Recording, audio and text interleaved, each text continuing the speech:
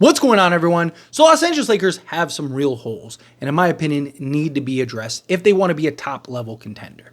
Again, I think the Lakers have a puncher's chance. I think the Lakers have a shot, right? Like, there's no team that I look at and go, Lakers have no chance of beating.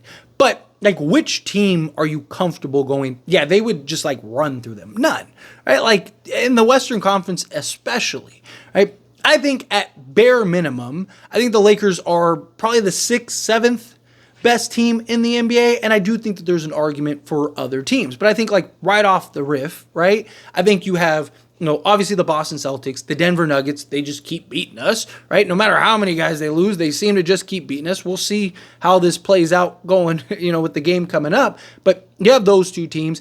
I think the Knicks, fully healthy, and if they can kind of figure their stuff out, I just like their roster better. I think that they match up good enough to beat us 7-game series. I think OKC, even though I like the matchup for the Lakers, I think you have to put over us. And then the Cleveland Cavaliers have looked like the best team in basketball, right? So that's bare minimum 5 teams. And then I think that there's an argument for several other teams, right? So I think if you want to say that they're the 6th best team, sure, fine. I won't fight you too much. But I think that you can make an argument for other guys. So unless the Lakers address the needs, I don't think that they're going to be able to move into that top contention status. Right? Lakers are good. I think they're a good basketball team, but I don't think that they are great. Right? I don't think anyone would be surprised if they won a championship. They have LeBron James and Anthony Davis, but I wouldn't bet on them. Right? Like, I wouldn't count on it. Right? But in the same breath, I wouldn't be shocked. So how do the Lakers go about fixing their holes, fixing their needs? Now, obviously, you could do something where, you get a Walker Kessler. I've talked about Zach LaVine. Right? You get a Jeremy Grant. You can't get all of them, but you get like a Jeremy Grant, Walker Kessler, and then like a Bruce Brown or something, right? Like, you have options, or like a Nick Richards or something, right? Like, there's options on potentially putting together, 2, 3 quality players. And I've talked about, like, I think the Lakers at bare minimum need at least 2 starting level high-end players, right? Role guys. I don't think they necessarily need another star, but I do think that they need some kind of higher end role players. Then there is the Brooklyn Nets. And the Brooklyn Nets literally have everything the Lakers need to fix all of their problems, right? You have Dennis Schroeder, you have Dorian Finney-Smith, you have Cam Johnson, you have Day'Ron Sharpe. You also have Cam Thomas, which would be great as a vacuum scorer, and you have Nick Claxton. Problem with those two, they're probably going to fetch, a first, if not multiple. Nick Claxton probably goes for 2 firsts, right? And I just think Nick Claxton by himself isn't enough to make the Lakers a contender. I would love to have Nick Claxton, don't get me wrong. Him and Anthony Davis would be just menacing, right? And I would love that. But I just don't know how realistic that is. And you're probably going to have a lot of teams that just have more assets. Like the Thunder, they wanted to go get him. They have the assets to easily go outbid us to go get him. And several other teams, right? And then Cam Thomas, he's so young. Pretty much every team in the NBA could go get him if they wanted to, right? So that, I think, will be a bidding war. So to me, let other teams kind of fight over those 2 guys. I've talked about, the shiny toys, right? Like, let everyone be like, ooh, wow, by the shiny toys, while you go get the real gems in the back, right? Like, that's what I would prefer if I'm the Lakers. So how do you fix the Lakers with this Brooklyn Nets trade? To me, I think it's very simple, right? Go get Dorian Finney-Smith, Dennis Schroeder, Day'Ron Sharpe, and Cam Johnson. Give them both first. You want a pick swap? You want both pick swaps. Here you go, right? Because, look, Dennis Schroeder isn't worth a first. They're not going to get a first for Dennis Schroeder. Day'Ron Sharpe is not going to yield the first, right? He's a good backup big, but that's all he is. A couple seconds, right? Same thing with Dennis Schroeder, probably a couple seconds. And then Dorian Finney-Smith, they have tried for years to get a first for, and no one's bought, right? So he's not going to be worth the first, get a couple seconds, right? Cam Johnson is probably worth a second. But Lakers have to be very strategic on how they utilize their assets because, they have a handful of seconds, and they have 2 seconds this. They have, I believe, the Clippers second, and then they have their own second. But they have, a couple pick swaps and 2 firsts, right? So you have to be very careful on how you approach any type of trades, right? You need to make sure that the moves that you make are enough to put you over the top or get you as close to possible, like make you a real contender. Obviously, things happen, outliers, there's stuff that can happen, right? But you want to give yourself the best chance possible because you're very limited on your assets. Well, if you're the Lakers, to me, it's very simple. You give up whatever you have to go get Dennis Schroeder, Dorian Finney-Smith, Cam Johnson, and Day'Ron Sharpe. That fixes literally all of your holes. You have multiple two-way wings in Dorian Finney-Smith and Cam Johnson. You got the point of attack guard in Dennis Schroeder, which if he can continue to play the way he's been playing in Brooklyn, you're looking really good, right? And then you add in, a guy in Day'Ron Sharpe who can be a backup center for you and even slot and play alongside Anthony Davis. And even in limited minutes for Brooklyn is giving you like 8 and 8 with like a block and a half, stuff like that. So he gives you what you need for the Lakers. But at that point, you're just so much well-rounded, right? You'd still have Austin Reeves, you still have Dalton Connect, you still have LeBron James, and you still have Anthony Davis. Then you add in the other 4. There's your core 8. It's not counting Christian Wood. That's not counting, if you keep Max Christie, if you want to keep Max Christie, because you can, right? So you could look at it as your starting 5 could literally, because personally, I would bring Reeves off the bench if you had this 5, or if you were to pull off this trade. Me personally, my starting 5 would be Dennis Schroeder, Dalton Connect, Cam Johnson, LeBron James, and Anthony Davis. That starting 5 is good enough to compete and beat any starting 5 in the NBA, including Boston. Dennis Schroeder gives you the point of attack defense, gives you the athleticism, the foot speed. If he can continue to shoot the 3 ball the way that he's shooting, that'd be great. All 5 guys are shooting 38% from 3 or better, right? And then also, you have Dalton Connect, who, again, gives you athleticism, gives you floor spacing, gives you shooting. Teams literally have to glue a guy to him.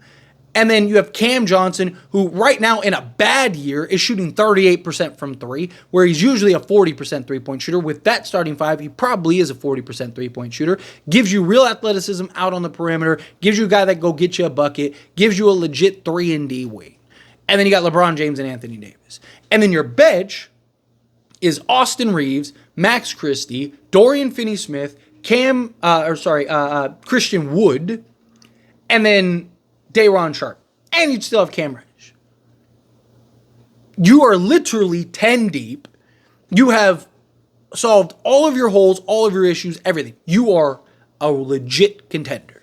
You always have a wing, a two-way wing on the court. You can have multiple on the court at times, right? You are in very good shape if you're the Lakers. So how do you pull off this trade? That's the question. Well, technically there's a couple ways, but essentially you'd be talking about $60 million in salary that the Lakers have to send out. Got to keep in mind, Lakers cannot take salary back.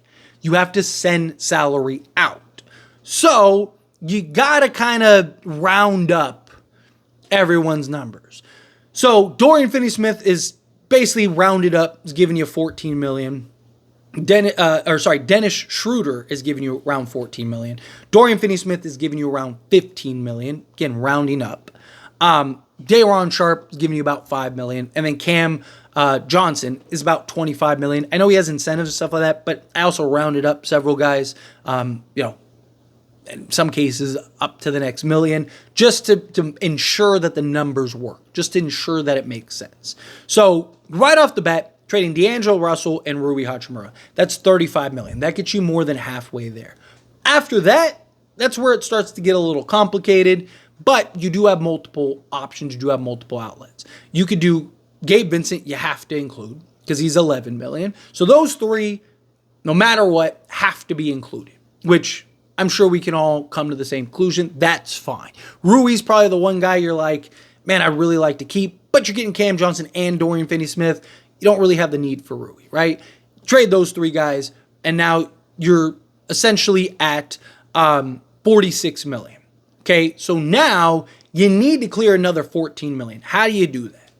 Right? Technically, you need to clear like $3.4 million, but again, round up just to be safe. Okay, so I said Jared Vanderbilt, right? Because now you have Dorian Finney-Smith, you have Cam Johnson, and you still have Cam Cam Reddish. So I just think Jared Vanderbilt, you can stomach losing at that point. Plus, if you're the Lakers, do you really want to take the gamble on him health-wise, right? If he comes back, you could do like Max Christie, right? But he's 21 years old, right? You need young guys for the future, and I'd rather keep him. But you could do like Max Christie, and then you'd have to add in a vet minimum.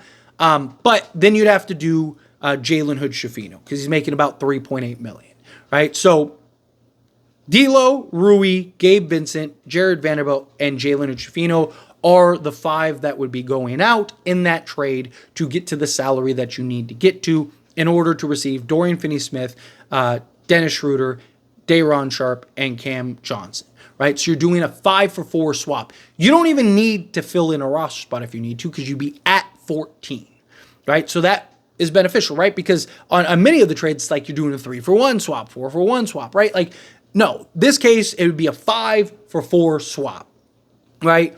Now, here's the thing. A lot of people, chemistry. You need chemistry. You got to build it. Well, luckily, all 4 of those guys play together, right? So they already have the built-in chemistry. They just need to figure out how to play alongside LeBron James and Anthony Davis, who probably 2 of the easiest plug-and-play superstars in the entire league, right? So I don't think that there would be any chemistry issues. Would there be maybe a little learning curve? Sure, of course. But I think you're good enough to overcome that. And I think you have all the pieces you need. And a lot of those guys you can still have going forward, even in a post-LeBron era, right? To where, if you can just get another star to plug in, still go win a championship, right? Like, maybe you go and get a Trae Young when LeBron retires, right? Now you have like Trae Young, with Dorian Finney-Smith and Cam Johnson and LeBron James. And, there's flexibility there is the point.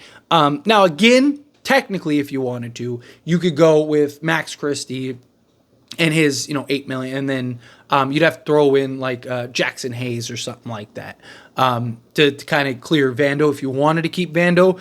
But now you need to fill a roster spot. So you probably have to throw in it makes things complicated. The easy, smooth, here we go, we're just swapping, we just need to figure out the pick part of it, would be what I laid out. Dennis Schroeder, Dorian Finney-Smith, Cam Johnson, Day'Ron Sharpe for D'Lo, Rui, Jared Vanderbilt, Gabe Vincent, and Jalen Hood-Schifino. 5-for-4 swap, boom. Lakers don't even need to fill in that other roster spot. Now, you could, if you wanted to, maybe you throw in a Jackson Hayes or something like that so you could bring in a Quincy Olivari, whatever.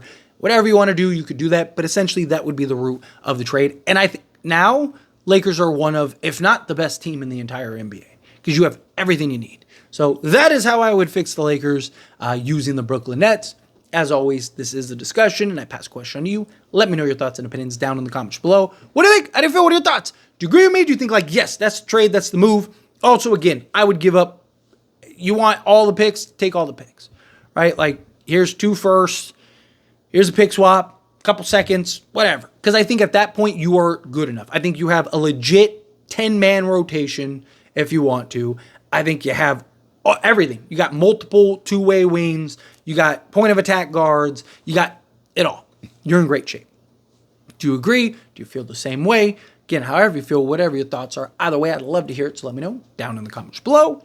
That being said, if you haven't liked this video, hit that like button. Helps me a lot. Lets me enjoy these types of videos, and I truly appreciate it. Not subscribe to the channel, hit that subscribe button. Turn on the bell notifications. Appreciate y'all. See you in the next one. Thank you.